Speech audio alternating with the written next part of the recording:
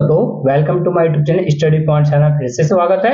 कक्षा 10 का जो सीरीज चल रही थी साइंस की, उसमें बायोलॉजी का 6 चैप्टर नहीं, बायोलॉजी का दूसरा क्वेश्चन है, साइंस का 6 चैप्टर है।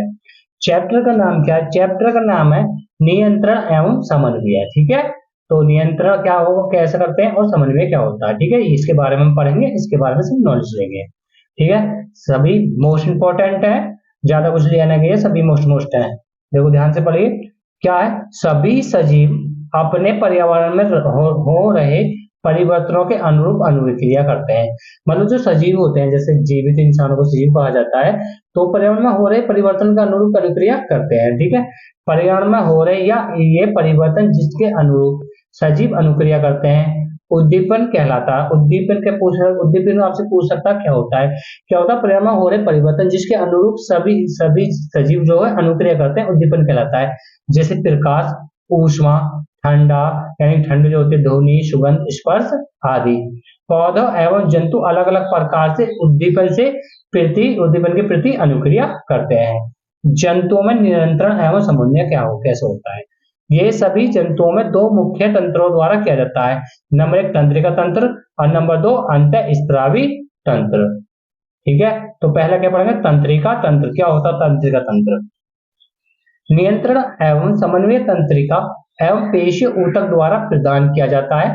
तंत्रिका तंत्र तंत्रिका कोशिकाओं या न्यूरॉन के एक संगठित जाल का बना होता है और यह सूचनाओं को विद्युत आवेग के द्वारा शरीर के एक भाग से दूसरे भाग तक ले जाता है। ग्राही क्या होती है? ठीक है, ग्राही तंत्रिका कोशिका के विशिष्टीकृत सिरे होते हैं जो वातावरण से सूचना का पता लगाते हैं। ये ग्राही हमारी ज्ञान इंद्रियों में स्थित होते हैं। जैसे ज्ञान इंद्रिय कौन कौन से होते हैं? सभी जानते हैं। जैसे कान, कान क्या होता? सुनना, शरीर का संतुलन करना। आंख प्रकाशग्राही और देखना। त्वचा को होता? तापग्राही, गर्म ठंडा एवं स्पर्श। और कौन कौन से होते हैं? एक नाक यानी कि घ्राणग्राही और गंध का पता लगाना। जीभ क्या होता है? रस का संवेदनशीलग्राही और स्वाद का पता लगाना। आगे पढ़ेंगे तंत्रिका कोशिका यानी कि न्यूरॉन क्या होती है। यह तंत्रिका तंत्र की संरचनात्मक एवं क्रियात्मक इकाई है। जो न्यूरॉन है, जो तंत्रिका कोशिका है, वो तंत्रिका तंत्र की क्या है? संरचनात्मक एवं क्रियात्मक इकाई है। देखो ये तंत्रिका तंत्र यानी कि कोशिका है, न्यूरॉन है। देखो ये किस प्रकार है, इसे देखो ये क्या इसका केंद्रक है। केंद्रक पेपर में पूछा जाता है, इसका डायग्राम ओनली। और वैसे पूछ रहा था न्यूरॉन किसे कहते हैं। ये क्या कोशिकाएं हैं, इन्हें क्या बोलेंगे? ध्रुमिका बोलेंगे। ये जो छोटे छोटे पॉइंट दिखाई दे रहे हैं, ये क्या? तंत्रिका, तंत्रिका अक्ष मतलब कक्ष। और ये क्या? तंत्रिका। और ये क्या? अंतिम सिरा। ठीक है, न्यूरॉन का। न्यूरॉन के भाग यानी कि तंत्रिका कोशिका के भाग क्या होते हैं? ध्रुमिका अभी मैंने चित्र में दिखा दिया। कोशिका काय से निकलने वाली धागे जैसी संरचनाएं जो सूचना प्राप्त करती है, उन्हें क्या बोलते हैं? ध्रुमिका कहते हैं। और कोशिका काय क्या होते हैं? प्राप्त की गई सूचना विद्युत आवेग के रूप में चलती हैं, उन्हें कोशिका काय कहते हैं। तंत्रिका अक्ष या एक्सॉन, ठीक है, यह सूचना के विद्युत आवेग को कोशिका काय से दूसरे न्यूरॉन की ध्रुवीयता तक पहुंचाता है। ठीक है, इसका काम यह है। एक है अंतःग्रथन यानी सिनेप्स। यह तंत्रिका के अंतिम सिरे से अगली तंत्रिका कोशिका के ध्रुमिका के मध्य का रिक्त स्थान है, खाली स्थान है। यहाँ विद्युत आवेग को रासायनिक संकेत में बदला जाता है जिससे यह आगे संचारित हो सके। आगे पढ़ना है प्रतिवर्ती क्रिया क्या होती है। किसी उद्दीपन के प्रति तेज या अचानक की गई अनुक्रिया प्रतिवर्ती क्रिया कहलाती है। उदाहरण जैसे किसी गर्म वस्तु को छूने पर हाथ को पीछे से हटा लेना, मतलब तुरंत, मतलब पल भर में, जो बहुत ही कम समय में, जिसका पता ही नहीं चलता। ठीक है, जैसे हम गर्म वस्तु को छूंगे तुरंत हाथ हमारे पीछे हट जाएगा, वो क्या है? प्रतिक्रिया है। और प्रतिवर्ती चाप क्या है? प्रतिवर्ती क्रिया के दौरान विद्युत आवेग से जिस पथ पर चलते हैं उसे क्या कहते हैं? प्रतिवर्ती चाप कहते हैं। जैसे उद्दीपन ऊष्मा को बढ़ा, उसने किसको? ग्राही अंग को टच किया, क्या हुआ? त्वचा, त्वचा को टच किया तो क्या हुआ? मेरुरज्जु जो होती है, जो मेरुरज्जु जिसका काम करती है, तो ये कहाँ पहुंचे? कार्यकर अंग यानी पेशी में। तो तुरंत अनुक्रिया द्वारा क्या होगा? पीछे हटा लेना। बहुत ही लंबी क्रिया लेकिन पल भर में अलग हट जाती है। आगे बोलते हैं अनुक्रिया। अनुक्रिया क्या 3 प्रकार की होती है। ऐच्छिक, अनैच्छिक और प्रत्यावर्ती क्रिया। ऐच्छिक क्या होता है? अगर मस्तिष्क द्वारा नियंत्रित की जाती है, मतलब आगे का मस्तिष्क होता है उसे द्वारा की जाती है, जैसे बोलना लिखना। अनैच्छिक क्या होते हैं? मध्य एवं पश्च मस्तिष्क द्वारा नियंत्रित की जाती है, जैसे श्वसन, दिल का धड़कना। और प्रत्यावर्ती क्रिया क्या होती है? मेरुरज्जु द्वारा नियंत्रित की जाती है, जैसे गर्म वस्तु छूने पर हाथ को हटा लेना। आगे होगा समझ में? यदि चैनल पर नए हो तो चैनल को सब्सक्राइब करते रहे, दोस्तों के साथ शेयर करें, जो 10th क्लास में बच्चे उनको भेजें, और जो यूपीएससी यूपीसीएससी इन सब की तैयारी कर रहे हैं उनके लिए भी यह एनसीईआरटी बेस्ट है। सिंपल नोट्स है और नोट्स है सिंपल और आसान भाषा में है। प्रतिवर्ती क्रिया की आवश्यकता। कुछ परिस्थितियों में जैसे गर्म वस्तुएं छूने पर, पैनी वस्तु छूने पर आदि हमें तुरंत क्रिया करनी होती है, वरना हमारे शरीर को क्षति पहुंच सकती है।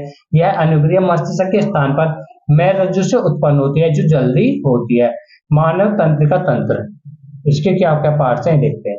मानव तंत्रिका तंत्र क्या होता है? देखो, दो भागों में केंद्रीय तंत्र और एक परिधीय तंत्रिका तंत्र, यानी कि सीएनएस बोलते हैं और पीएनएस कहते हैं। केंद्रीय तंत्रिका तंत्र क्या होता है? एक मेरुरज्जु और मस्तिष्क, ठीक है। और ये परिधीय जो तंत्रिका तंत्र का होता है कपाल तंत्रिका, यानी कि मस्तिष्क से निकलती है। एक मेरु तंत्रिका जो मेरुरज्जु से निकलती है। मानव मस्तिष्क के बारे में पढ़ते हैं। मानव मस्तिष्क क्या होता है? मस्तिष्क सभी क्रियाओं के समन्वय का केंद्र, जो मस्तिष्क है, जो हमारा दिमाग है, वो सभी क्रियाओं का समन्वय का केंद्र है, मतलब केंद्र है, सेंटर है। इसके 3 मुख्य भाग होते हैं, अग्र मस्तिष्क, मध्य मस्तिष्क और पश्च मस्तिष्क। मतलब आगे का दिमाग, बीच का दिमाग और पीछे का दिमाग। अग्र मस्तिष्क क्या होता है? यह मस्तिष्क का सबसे जटिल एवं विशिष्ट भाग है, यह प्रमस्तिष्क है, ठीक है। कार्य क्या होते हैं? मस्तिष्क का मुख्य सोचने वाला भाग क्या होता है? अग्र मस्तिष्क होता है। ऐच्छिक क्रियाओं को नियंत्रित करता है तो ये भी हमारे पास होता है, अग्र मस्तिष्क होता है। सूचनाओं को याद रखना भी किसका काम है? अग्र मस्तिष्क का काम है, ठीक है।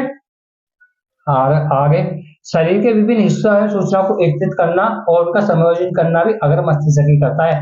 भूख से संबंधित केंद्र भी क्या है? अग्र मस्तिष्क ही है, ठीक है। और मध्य मस्तिष्क क्या होता है? अनैच्छिक क्रियाओं को करता है, नियंत्रित करता है, जैसे पुतली के आकार में परिवर्तन, पुतली जो होती है जो बंद होती रहती है, एक आकार परिवर्तन, सिर, गर्दन आदि की प्रत्यावर्ती क्रिया, ठीक है। आगे पश्च मस्तिष्क। पश्च मस्तिष्क तीन भाग होते हैं, एक तो अनुमस्तिष्क होता है, मेडुला होता है, एक पोन्स होता है। अनुमस्तिष्क क्या होता है? शरीर की संस्थिति तथा संतुलन बनाए रखना, ऐच्छिक क्रियाओं की परिशुद्धि, जैसे उदाहरण पेन का उठाना। मेडुला क्या होता है?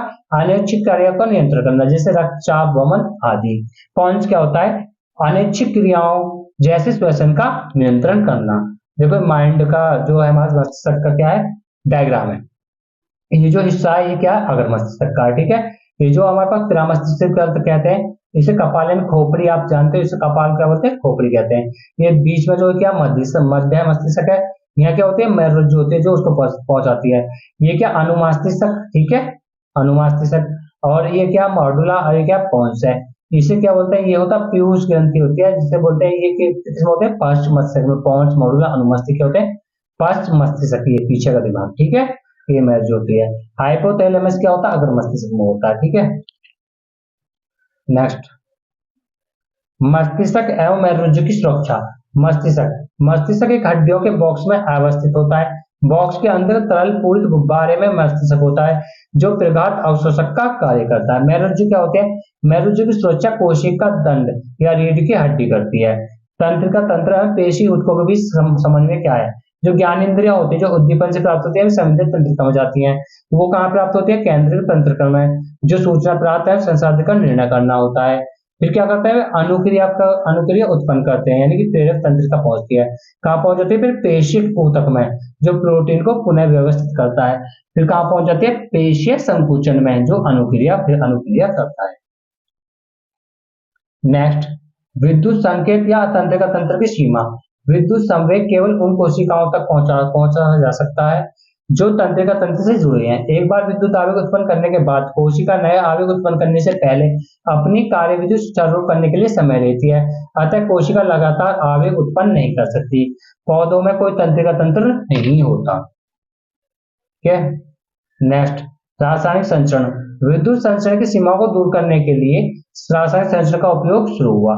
पौधों में समन्वय, पौधों में गति, यानी वृद्धि के का गति पर निर्भर न होना, वृद्धि पर निर्भर गति, ठीक है। और पहला तो पढ़ेंगे पॉइंट, क्या पढ़ेंगे हम, उद्दीपन के लिए तत्काल अनुक्रिया, वृद्धि पर निर्भर न होना, पौधों में विद्युत रासायनिक साधन का उपयोग कर सूचनाओं को एक कोशिका से दूसरी कोशिका तक पहुंचाना, कोशिका अपने अंदर उपस्थित पानी की मात्रा को परिवर्तित कर गति उत्पन्न करती है, जिससे कोशिका फूल या सिकुड़ जाती है। जैसे छूने से छुई हुई पौधा क्या है, पत्तियों का सिकुड़ जाता है।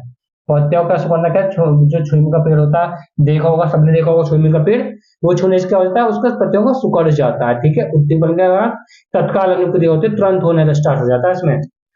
ये पौधों में उद्दीपन है। ठीक है, आगे वृद्धि के कारण गति, ये दिशिक या अनुवर्तन गतियां उद्दीपन के कारण होती हैं। प्रतान, प्रतान का वह भाग जो वस्तु से दूर होता है, वस्तु के पास वाले भाग की तुलना में तेजी गति करता है, जिससे प्रतान वस्तु के चारों तरफ लिपट जाती है। प्रकाशानुवर्तन, प्रकाश की तरफ गति, गुरुत्वाकर्षण मतलब पृथ्वी की तरफ गति, पृथ्वी की तरफ या दूर गति। रासायनिवर्तन क्या हो, परागनली के अंडाशय की तरफ गति। आगे है जलानुवर्तन, क्या, पानी की तरफ जड़ों की गति। पादप हार्मोन क्या होते हैं, वे रसायन जो पौधों की वृद्धि विकास अनुक्रिया का समन्वय करते हैं, पादप हार्मोन कहलाते हैं।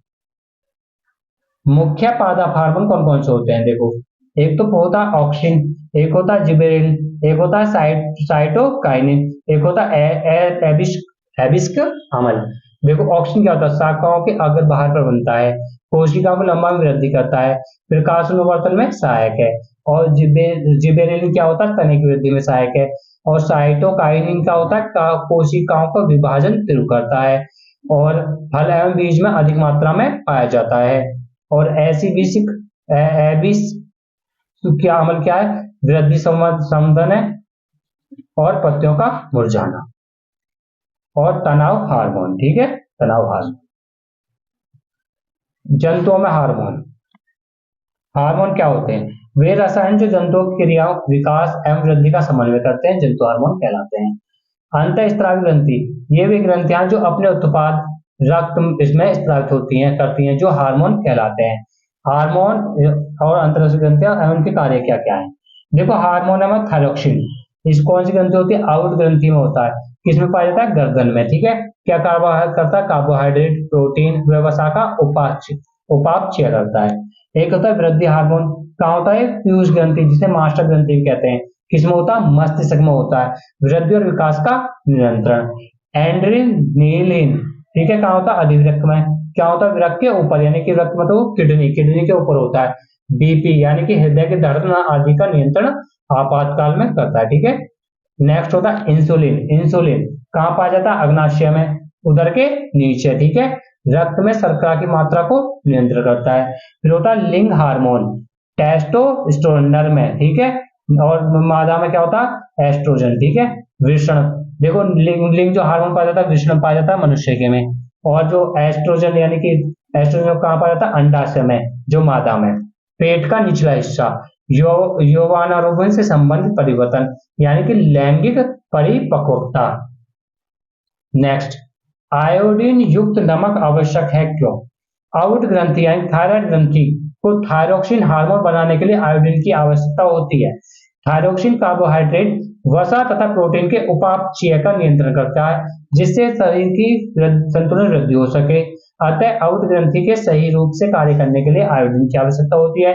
आयोडीन की कमी से गला फूल जाता है, जिसे गाइटर बीमारी कहते हैं। एक मधुमेह रोग होता है, मधुमेह जिसे बोलते हैं डायबिटीज। यह बीमारी में, इस बीमारी में रक्त में शर्करा का स्तर क्या होता है, बढ़ जाता है। कारण क्या होता है, अग्नाशय ग्रंथि द्वारा स्रावित इंसुलिन हार्मोन की कमी के कारण इंसुलिन रक्त में शर्करा के स्तर को नियंत्रित करता है। निदान या उपचार क्या है, इंसुलिन हार्मोन का इंजेक्शन।